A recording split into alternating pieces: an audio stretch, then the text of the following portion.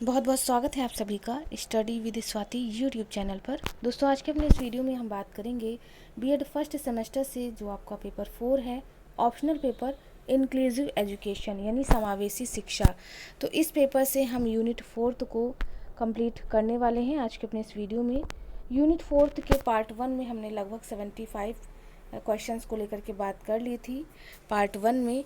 आज के अपने इस वीडियो में रेस्ट ऑफ द क्वेश्चंस लाए हैं, लगभग 50 क्वेश्चंस, और यहाँ पर आपकी यूनिट जो 4 है वो कंप्लीट हो जाएगी इंक्लूसिव एजुकेशन के लिए। तो दोस्तों यहाँ पर अगर आपका ऑप्शनल पेपर इंक्लूसिव एजुकेशन है तो बिल्कुल बहुत ही हेल्पफुल है। ऑब्जेक्टिव टाइप क्वेश्चंस यहाँ पर आपको देखने को मिलेंगे। वहीं अगर हम बात करें वैल्यू एंड पीस एजुकेशन की, तो जिसका भी मूल एवं शांति शिक्षा है, तो वो पेपर भी आप पढ़ सकते हैं हमारे चैनल की प्लेलिस्ट में जा कर के, जिसका मैंने प्लेलिस्ट बना रखा है वैल्यू एंड पीस एजुकेशन के नेम से। तो वहाँ पर आपको यूनिट फर्स्ट, सेकंड, थर्ड और फोर्थ के सभी वीडियोस मिल जाएंगे, तो वहाँ से आप उन चीज़ों को कवर कर सकते हैं। बाकी जिनका सब्जेक्ट इंक्लूसिव एजुकेशन है तो उनके लिए ये लास्ट वीडियो है यूनिट 4 से। इसके प्रीवियस वीडियो में हमने यूनिट फर्स्ट, सेकंड, थर्ड और फोर्थ के पार्ट 1 तक चीज़ों को लेकर के बात कर ली थी। चलिए दोस्तों, आज के अपने इस वीडियो में हम टाइम वेस्ट ना करते हुए रेस्ट ऑफ द क्वेश्चंस को देख लेते हैं, जिसमें हमारा जो क्वेश्चन होगा वो 76 से होगा, क्योंकि 75 तक हम बात कर चुके थे प्रीवियस वीडियो में। 76 है कि वर्ष 2000 में प्रस्तुत ICIDH नए संस्करण को किस नाम से जाना जाता है। तो 76 की बात करें, करेक्ट आंसर बी हो जाएगा, ICF के नाम से जाना जाता है। क्वेश्चन नंबर 77 देखेंगे। क्वेश्चन नंबर 77 पूछा है कि निम्न में से किसकी अवधारणा के लिए समय, स्थान, स्थिति और भूमिका सभी महत्वपूर्ण हैं। तो 77 का करेक्ट आंसर सी हो जाएगा, निःशक्तता। क्वेश्चन नंबर 78 है कि विश्व स्वास्थ्य संगठन ने ICIDH के अपने वर्गीकरण में निम्नलिखित में से किसको शामिल किया। तो 78 का करेक्ट आंसर जो है वह डी हो जाएगा, इन सभी को, यानी अक्षमता, क्षति और निःशक्तता। क्वेश्चन नंबर 79 देखेंगे। पूछा है कि विश्व स्वास्थ्य संगठन ने स्वयं निम्न में से किसको एक विवादित अवधारणा माना है। तो 79 का करेक्ट आंसर डी हो जाएगा, निःशक्तता। नेक्स्ट क्वेश्चन देखेंगे, क्वेश्चन नंबर 80। क्वेश्चन नंबर 80 पूछा है कि अक्षमता निम्न में से किसके बीच संयोजन लिंक प्रदान करता है। तो 80 की बात करें, 80 का जो करेक्ट आंसर है वह हो जाएगा डी, नहीं यहाँ पर सी हो जाएगा, ठीक है। 80 का सी होगा, यानी ए और बी, निःशक्तता और क्षति। नेक्स्ट क्वेश्चन देखेंगे। क्वेश्चन नंबर 81 दिया है कि क्षति, अक्षमता, निःशक्तता का अंतर्राष्ट्रीय वर्गीकरण यानी ICIDH के आधार जो है वह कैसा है। तो आधार पूछ लिया कैसा है। तो 81 की बात करें तो 81 का करेक्ट आंसर ए हो जाएगा, एक रेखीय।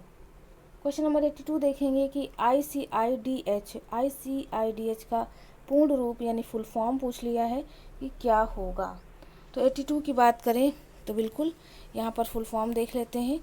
तो ए में दिया है international classification of impairments, disability and handicap. तो यहाँ पर बिल्कुल सही है ICIDH का फुल फॉर्म, इसे बिल्कुल आप याद कर लीजिएगा।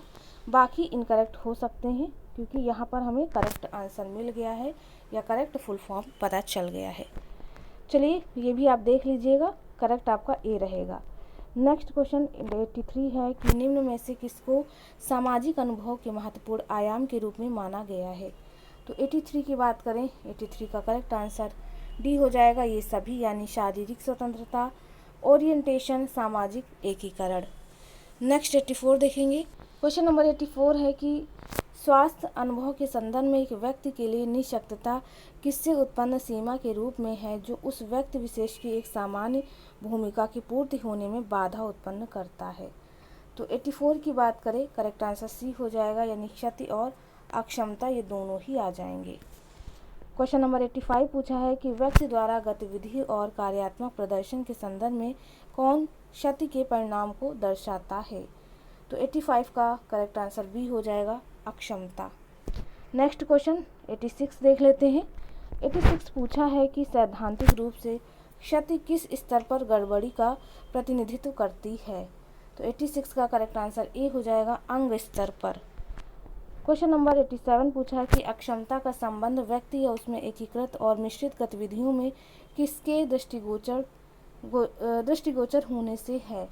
तो 87 की बात करें तो करेक्ट आंसर डी हो जाएगा, ये सभी, यानी कौशल, कार्य और व्यवहार। नेक्स्ट क्वेश्चन नंबर 88 है कि 3 ऐसे निवारक क्रियाकलाप हैं जिन्होंने मंदित मना बच्चों की ओर जनता का ध्यान आकर्षित किया है, निम्नलिखित में से कौन सा गलत है? एक तो 88 की बात करें, इनमें से इनकरेक्ट पूछ लिया, तो ए आपका इनकरेक्ट हो जाएगा। मानसिक रूप से मंदित बालकों के राष्ट्रीय संस्थान के माध्यम से आवश्यक विज्ञापन देना, विज्ञापन कभी भी नहीं दिया जाता, ये कहना गलत है। बाकी बी, सी और डी जो है वो सही रहेंगे। नेक्स्ट क्वेश्चन 89 है कि जब कोई व्यक्ति बहुसंज्ञानात्मक निशक्तता से ग्रस्त हो किंतु किसी एक पृथक कौशल में प्रवीण हो तो उसे निम्नांकित में से किसकी संज्ञा दी जाती है? ऑप्शन देख लेते हैं, ये रहे ऑप्शन। तो यहाँ पर 89 की बात करें, करेक्ट आंसर डी हो जाएगा, सेवेंट संलक्षण की संज्ञा दी जाती है। क्वेश्चन नंबर 90 देख लेते हैं, पूछा है कि निम्नलिखित कथनों में से कौन सा एक कथन सही है?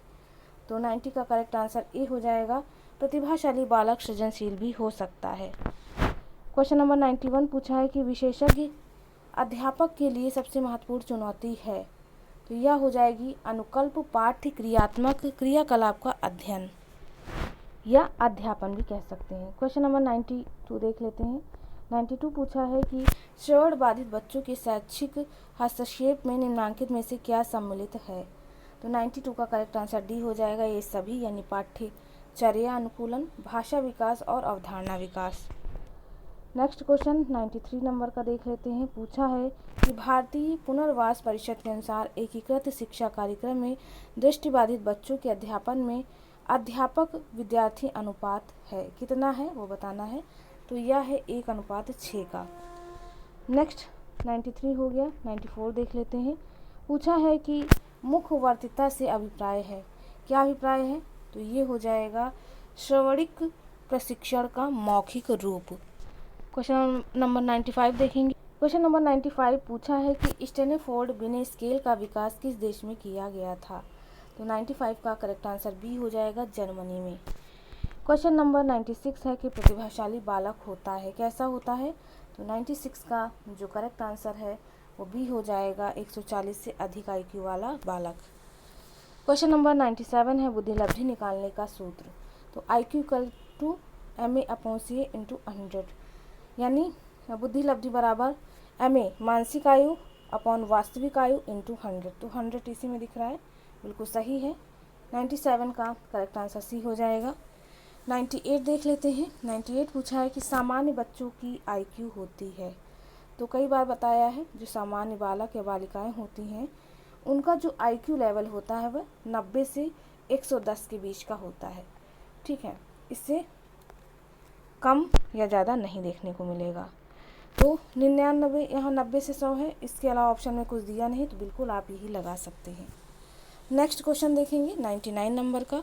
क्वेश्चन नंबर 99 पूछा है कि CAT परीक्षण है, क्या है? तो यह है बच्चों के लिए CAT। क्वेश्चन नंबर 100 है कि अन्वेषण विधि की खोज किसने की है? तो अन्वेषण जो विधि है 100 की बात करें तो 100 का ए हो जाएगा, ये है आर्मस्ट्रॉन्ग, अन्वेषण विधि के जन्मदाता। अब देखिए 101 पूछा है कि ज्ञात से अज्ञात का सूत्र लागू होता है, किस पर लागू होगा? ज्ञात से अज्ञात की ओर सूत्र, तो यह विश्लेषण पर लागू होगा। क्वेश्चन नंबर 102 है कि टूर है, टूर क्या है आपको बताना है। तो टूर जो है एक पर्यटन है। क्वेश्चन नंबर 103 देख लेते हैं। तो क्वेश्चन नंबर जो है 103 पूछा है कि टर्मन के अनुसार प्रतिभाशाली व्यक्ति की बुद्धि लब्धि कितनी से अधिक होती है? तो 103 का करेक्ट आंसर सी हो जाएगा, 140। क्वेश्चन नंबर 104 है कि यदि किसी बालक की शारीरिक आयु 10 वर्ष है तथा मानसिक आयु 12 वर्ष है तो उसकी बुद्धि लब्धि जो है वह कितनी होगी? तो यहाँ पर आप IQ का फॉर्मूला लगाएंगे। IQ यानी इंटेलिजेंट क्वेश्चन बराबर होता है MA यानी मानसिक आयु अपॉन वास्तविक आयु, यानी MA क्या है? मानसिक आयु हमारी 12 वर्ष है, ठीक है, और CA यानी वास्तविक आयु या शारीरिक आयु हमारी 10 वर्ष है। तो IQ बराबर MA/CO × 100, ठीक है। तो यहाँ पर ये कट गया, तो यहाँ पर जो आएगा वो 120 आएगा। तो यहाँ पर आपका जो आंसर हो जाएगा वह 120 है, 104 का। क्वेश्चन नंबर 105 पूछा है कि प्रथम मनोवैज्ञानिक प्रयोगशाला की स्थापना किसने की है। तो 105 की बात करें तो ये है विलियम वुंट। नेक्स्ट क्वेश्चन 106 है TAT बुद्धि परीक्षण होता है, कैसा होता है बताना है। तो 106 की बात करें, करेक्ट आंसर ए हो जाएगा। जो TAT बुद्धि परीक्षण होता है यह शैक्षिक होता है, ठीक है। TAT बुद्धि परीक्षण दिया किसने, आप कमेंट द्वारा ज़रूर बताइएगा। प्रीवियस कई सारे वीडियोस में मैंने इसके बारे में बताया है। क्वेश्चन नंबर 107 है कि पिछड़े बालक की पहचान हेतु परीक्षण है, कौन सा परीक्षण होगा। तो ये सभी यानी सामान्य बुद्धि परीक्षण, मानवीकृत उपलब्धि परीक्षण और नैदानिक परीक्षण। क्वेश्चन नंबर 108 है कि समग्रता पर आधारित है, क्या आधारित है समग्रता पर। तो ये आधारित होगा निगमन। नेक्स्ट क्वेश्चन देखेंगे। क्वेश्चन नंबर 109 दिया है कि संगणक का संबंध है, संगणक जिसे आप कंप्यूटर कहते हैं, इसका संबंध किससे है। तो इसका संबंध अनुदेशन यानी इंस्ट्रक्शन से है। क्वेश्चन नंबर, वैसे तो यहाँ पर संगणक का संबंध सीधा सीधा पूछा है, होगा तो ये शिक्षण से भी, लेकिन देखिए शिक्षण में हर जगह जो है संगणक या कंप्यूटर को हम उपयोग में नहीं लाते हैं, इसलिए संगणक का संबंध अनुदेशन से बता दिया गया है। 110 है कि सामूहिक बुद्धि परीक्षण के कितने रूप हैं। तो सामूहिक बुद्धि परीक्षण के जो है वह 2 रूप देखने को मिलते हैं। करेक्ट आंसर 110 का C हो जाएगा। नेक्स्ट क्वेश्चन, क्वेश्चन नंबर 111 पूछा है कि अल्फ्रेड बिने ने पहला बुद्धि परीक्षण कब किया था। तो कई बार प्रीवियस वीडियो में हम इसको लेकर के बात कर चुके हैं। करेक्ट आंसर 110 का, ठीक है। 111 का जो है वह B हो जाएगा 1901 में। वैसे तो अल्फ्रेड बिने ने पहला बुद्धि परीक्षण जो है वो किया था वह 1901 ही था, ठीक है। उसके बाद 1905 आया। क्वेश्चन नंबर 112 है कि सामूहिक परीक्षण होता है, सामूहिक परीक्षण कैसा होता है वो आपको बताना है। तो 112 का करेक्ट आंसर C हो जाएगा, शाब्दिक और अशाब्दिक दोनों प्रकार का। क्वेश्चन नंबर 113 है कि टॉलमैन के अनुसार सामान्य बुद्धि बालकों की बुद्धि लब्धि होती है, कितनी होती है। तो यह होती है 90 से 110। क्वेश्चन नंबर 114 है कि परंपरागत पद्धति है, इनमें से कौन सी है। तो यह है व्याख्यान, परंपरागत पद्धति। क्वेश्चन नंबर 115 है कि श्यामपट्ट कैसा उपकरण है। तो आपको बताना है श्यामपट्ट जो है या ब्लैक बोर्ड कैसा उपकरण है। तो ये कठोर प्रकार का उपकरण है। क्वेश्चन नंबर 116 है कि मनोविश्लेषण विधि के जनक थे, कौन है मनोविश्लेषण विधि के जनक। तो सिगमंड फ्रायड जो है मनोविश्लेषण विधि के जनक हैं। तो दोस्तों यहाँ पर हमने बात की 116 प्रश्नों को लेकर के यूनिट 4 के लिए। काफ़ी हैं इतने प्रश्न।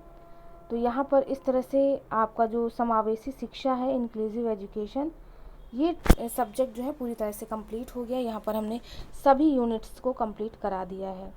अधिक जानकारी के लिए आप मुझे टेलीग्राम चैनल पर भी ज्वाइन कर सकती हैं, स्टडी विद स्वाति के नेम से, जहाँ पर आपको सभी वीडियोस का लिंक और अधिक जानकारी उपलब्ध करा दी जाती है। चलिए दोस्तों, आज के इस वीडियो में बस इतना ही। मिलते हैं अपने एक नेक्स्ट वीडियो में। Thanks for watching.